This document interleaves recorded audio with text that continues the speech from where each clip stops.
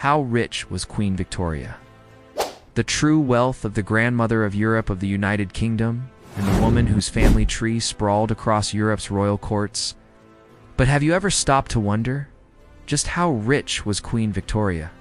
Before we dive into the vast fortune and hidden treasures of one of history's most powerful monarchs, make sure to subscribe and hit the notification bell because you want to miss what we uncover next. When 18-year-old Alexandrina Victoria ascended the throne in 1837, Britain was the wealthiest empire the world had ever seen. And she wasn't just stepping into a palace, she was stepping into an empire of untold wealth. But here's the catch. Being queen didn't automatically make her the richest person in the realm. Victoria's personal wealth and the crown's wealth were not the same thing.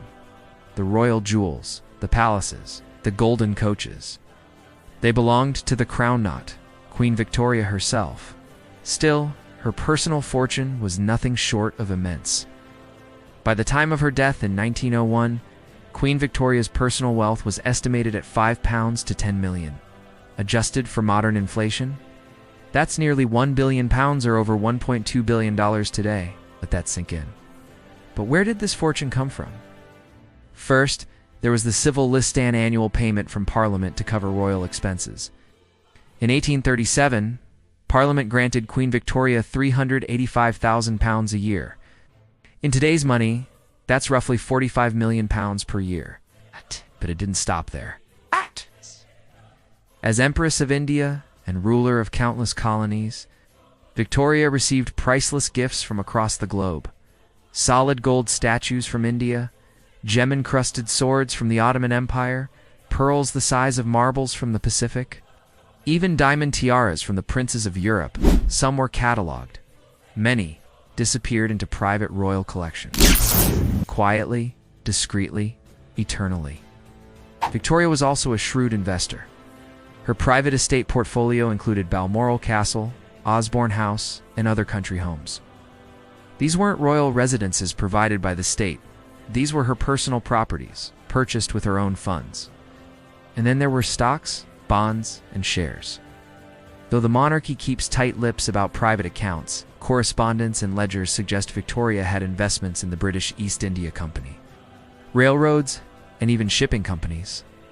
And when Prince Albert died in 1861, Victoria inherited his entire estate.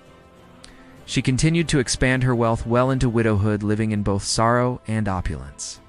Her children married into Europe's wealthiest royal families, often accompanied by enormous dowers both incoming and outgoing.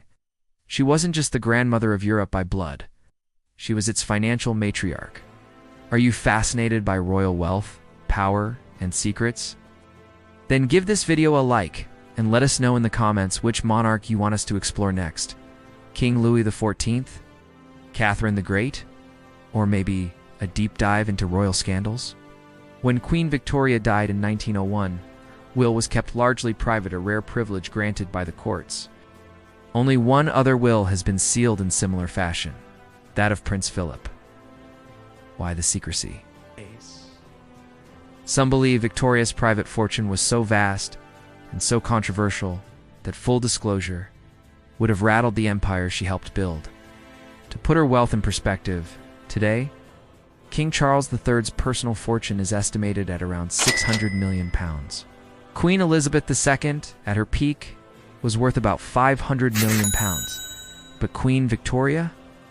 She may very well have been richer than both combined, and she ruled during a time when Britain owned a quarter of the planet. Queen Victoria was more than a monarch.